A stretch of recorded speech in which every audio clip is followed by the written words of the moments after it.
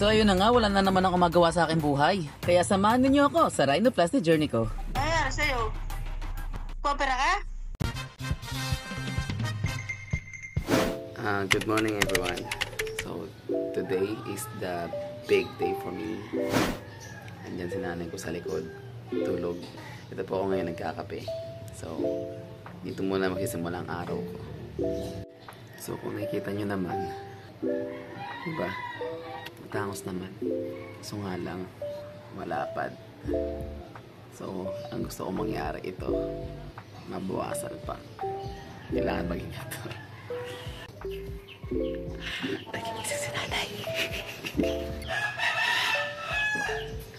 So nakapag-book na ako. Na-chat ko sila, which is ito. Makikita nyo naman siya sa Facebook page. Ito yung naging preferred ko ng doktor. Ang sabi nila, kailangan ng 5,000 pesos sa reservation fee. Yung 5,000 na yun, bawas na yung ibabayad mo after the operation. Edi yun, nagbigay na ako. So, meron na akong slot. So, nag-research din naman ako. Ang tagal ko na kasi ni-session dito. Yung nanay ko, nag-Facebook kata siya. ID Messenger. Wala siyang idea. Wala na mga trip ko sa buhay. Pero malalaman din niya kinalaunan. Good morning! Ba't kayo naka-shades, Nay? Wala akong salamin na Nga po, nakakot. Pati ang ilaw, tapos naka-shades kayo. Di lalo kayo walang nakita. Hindi, shades. Ridiculous. Ano po nagre-reflect po ng itim kapag Kapag naarawan o naiilawan, nangingitim? Hindi, sadya may itiman. So, ayan. Bis na ako. Ito yung forma ko ngayon. Ayan si nanay. Hahaniri kay Sarena Yoni. Imawa ni Hongo de hanashiteimasu. Hano kairo tame ni isha ni iku. Sa ittekimasu. Alis na po ako, Nay. Ito. Napapasin niyo maaliwalas naman yung panahon. Bagong taon. Kaya na pala ako ni nanay ko kung saan daw ako pupunta. Sinabi ko na lang sa banda. Medyo nagsinungaling ko. Sabi ko magagala na ako sa mall. Pero susurprise ko na lang sila pagbalik ko. Nga pala, sorry po na nagsinungaling ako. So ito po, naglalakad na po ako papuntang Sakayan po. Nag-check ako sa Grab. So nasa 300 to 400 pesos siya. So para makapunta sa Mandaluyong, ang ginawa ko na lang po ay sumakay na lang po ako ng bus papunta pong Ayala. Tapos po ginamit ko na lang po yung app na Angkas. So from Ayala to Mandaluyong ay kulang-kulang 100 pesos lang po. Tapos this is the moment. Ayan guys, papunta na ako sa mismong opisina ni Dr. O. Yan po ang bungad pagpasok po sa loob. Ayan po si Dr. Ralph, yung nakatalikod po. Tapos yung assistant po niya ay yung nakapulang pantalon. Tapos maya lang ito na po, operation na po. Tapos po pala pinag-fill up po ako ng mga details, kung may allergy ba ako, kung saan ako tatira, pangalan ko, ilang taon na. Tapos may pinirmahan din po na waiver na aware ako sa mga mangyayari, especially na hindi nababalik sa dating ilok ko kapag pinagawa na, yung mga ganun lang po. So yan, in-enjoy ko na lang po yung moment, naghihintay na maoperahan. So check nyo yung mukha ko, ayan. Yan po yung mga angles ko. Tapos pinasuot na po ako nito, kung nakikita nyo yung mga kulay blue. Para sa sapatos, damit po, pati po sa ulo. For hygiene purposes po. Ayan po yung itsura ko po. Nakangiti.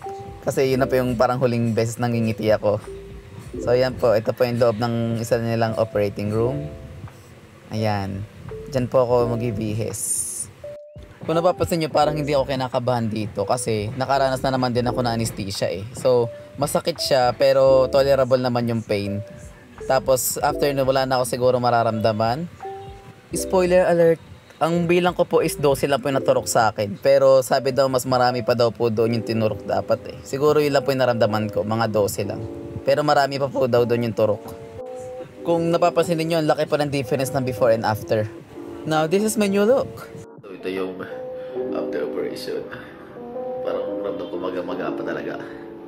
Tando kay mamaga sa mukha ko. Litis-tis muna. Kaya thank you kay Doc.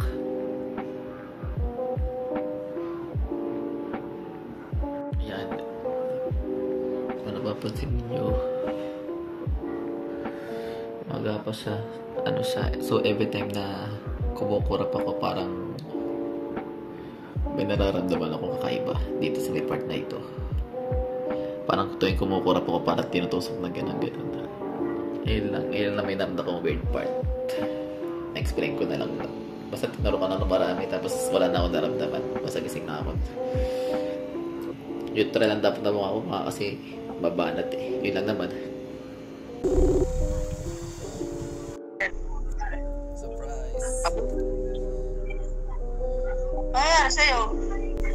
Nagpaayos na ako. Papera ka? Ano, saan ka? Pauwi na ako, pauwi na. Nakasakay ka sa bus? Sa taxi po, taxi. Buti ka tatay. Hindi ko rin naman din natiis, sinabi ko na agad bago ko umuwi ng bahay para di naman totaling sorpresa.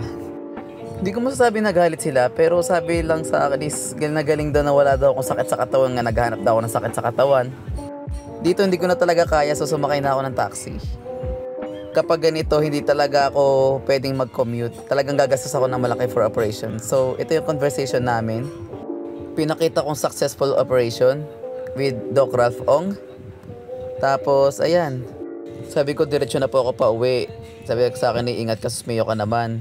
Hindi, sabi ko, Nay, doktor po itong pinagpagawaan ko. Hindi po ito yung binabalita sa Jessica Soho.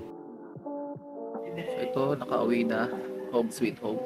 Masaya ako, pero hindi ako makangiti. Kasi, natry kong mangumiti. Matulog dugo eh. So, baka sa tahe. Eh, bago pa naman eh. Kaya, hindi ba na ako ngiti. Pero once na mag-heal to, parang ang perfect ko na. Thank you Lord. At successful yung operation. Okay guys, time check. Anong oras na Jeyus? Ayun, 7:05. So it's time na maglagay na ng cold compress. Kasi maga-maga pa po talaga yung ano. So sabi ng doktor, dito daw po sa mga dahan-dahan lang po. Hindi ko siya ididiin kasi basta aartihan ko talaga ngayon dito. Hindi ako kumakatita, pero aartihan ko na talaga ngayon. Kailangan mo ng artihan kasi, syempre, para maganda yung results. Pero palagi ko naman maganda yung results eh. O, tinan nyo. O, diba?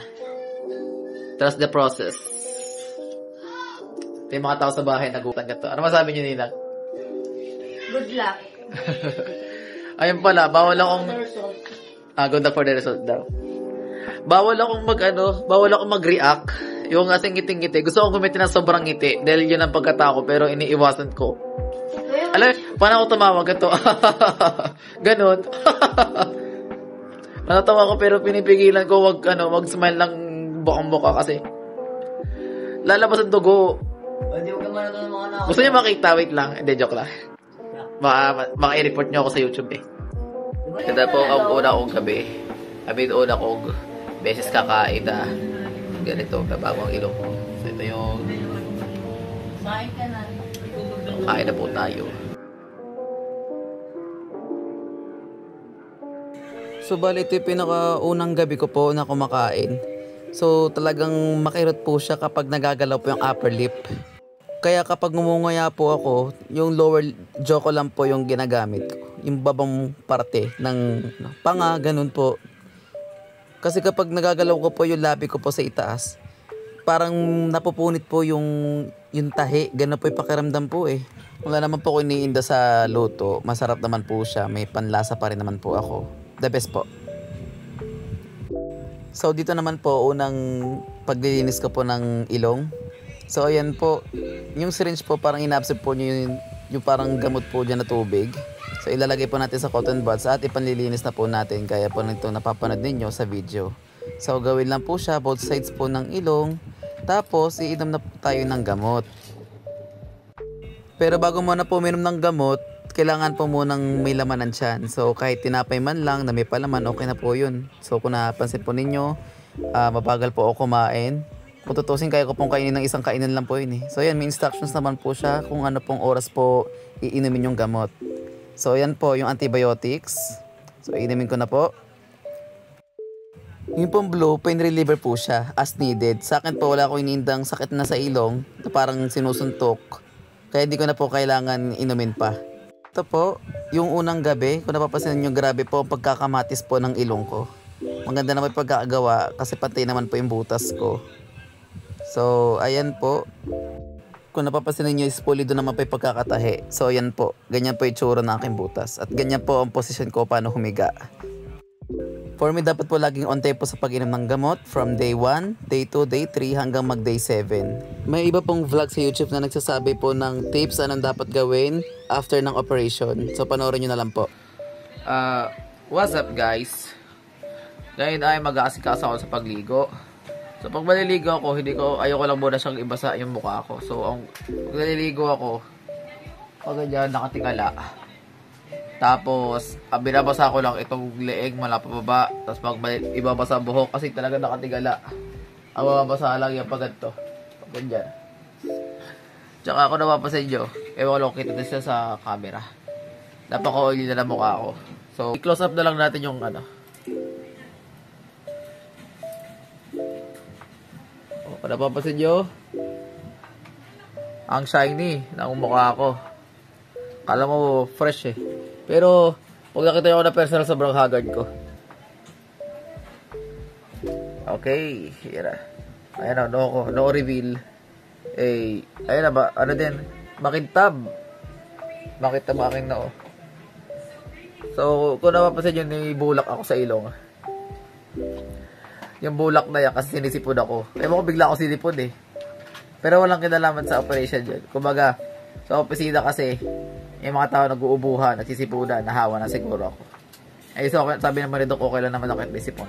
Eh, pag matutulog ako, ang sabi kasi sa, sa instructions, bawal suminga. So, binabara ko na lang muna ng bulak. So, pag tinagal ko to, parang may lalabas na parang jelly. Gusto niyo ba makita? Ayoko nakakadiri. Ay, bawal tumawa. Ano ba yan? Ay, masaya talaga ako. Hindi lang makangiti. O, di ba parang Berta? Ayan. So, kasi kasama na pagligo, pogi ako.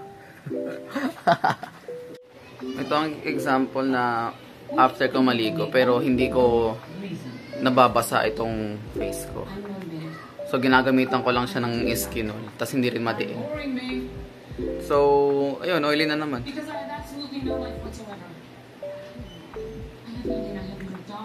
So, ito yung tsura kong ng ilong ko. 5 days after operation.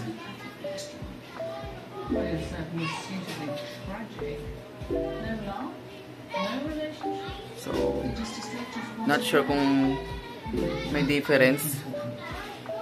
Pero sa akin naman, para namang meron. Pero, syempre, natural looking lang.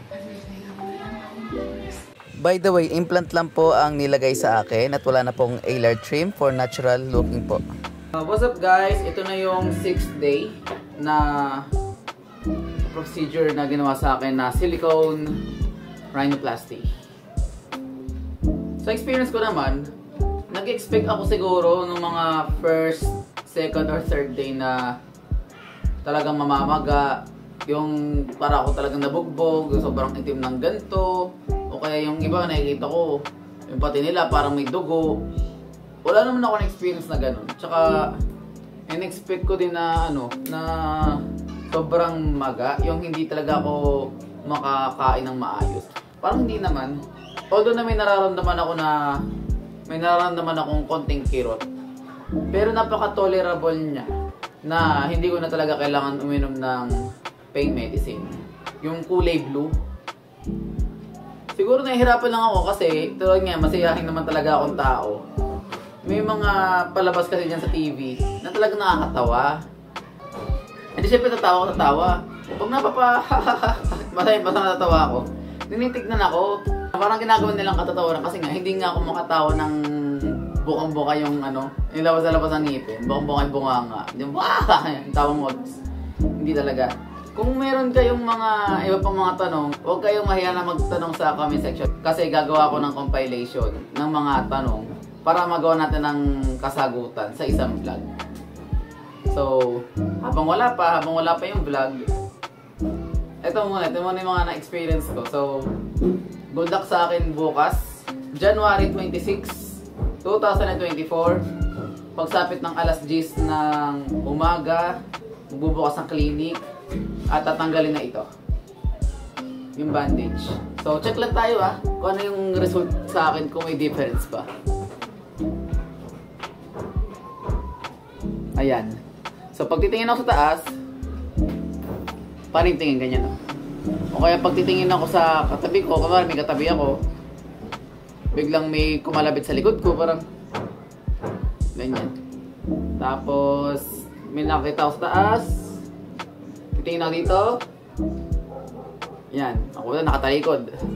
Tawagin na pangalan ko Tawag mo ba ako? Diba? Hindi mo makangiti, natakot ako kasi baka mapunit yung tahi. Ayun lang naman yun. Isa pa. May tatawag sa akin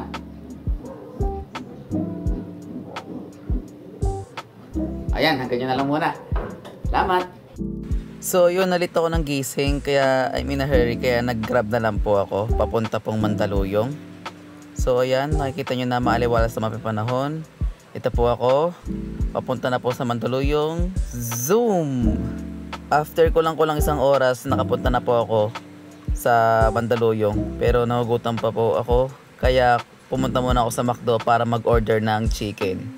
Bawal daw yun, pero pasaway ako. Sorry na po. Okay guys, babalik na tayo dito sa Dr. O.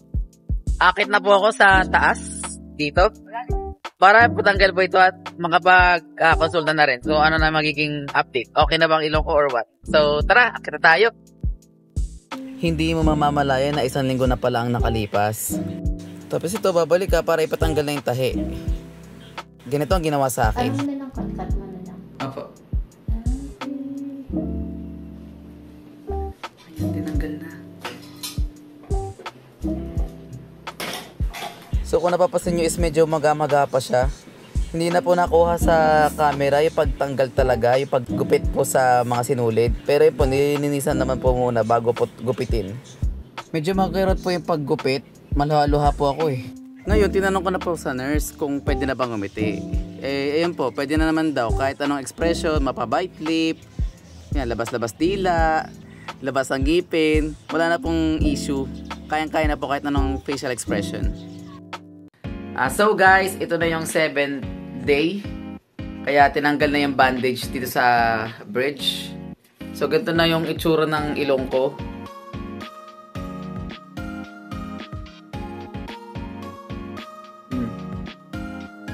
Anong masasabi nyo? Ako yung napapansin ko, may honest opinion, okay rin yung bridge. Kaso nga lang parang nababother ako dito sa may part na to. Para siyang kamatis. Ang bulgy pa rin niya. Siguro nag-expect lang ako na mag-ano siya, parang triangle na almond ganyan. Hindi ko naman yun. Parang kakaiba na. Parang sa side view okay. Side view okay. O baka dahil sa namamagalang siya. Siguro nag-expect lang ako sa may part na to na medyo magiging ganito. Parang magiging ganyan. Tapos medyo ano pa siya. Angat po ng konting ganun. O baka dahil sa magapa tong part na to. Itong part na to yung magapa. So, titignan natin yung first month. So, February 19, 2024. Tignan natin kung ano yung magiging result ng ilong ko. Kung napapasin niyo po dito, may anggulo na okay naman, pero may ibang part na grabe ang pagkamaga, halatang halata. Pero okay lang yan. It takes time to heal. Just trust the process. At ayan, ang first month natin. So, as you can see, titingin ako taas. Titingin ako taas. Tapos, sa baba naman. Kala ko naman talaga eh. Matitingin tayo sa kaliwa. Tapos, tingin naman din tayo sa kanan. Tapos, medyo tingin sa taas. Sa kabila naman. Tingin sa baba. Tingin dito. Tingin sa'yo.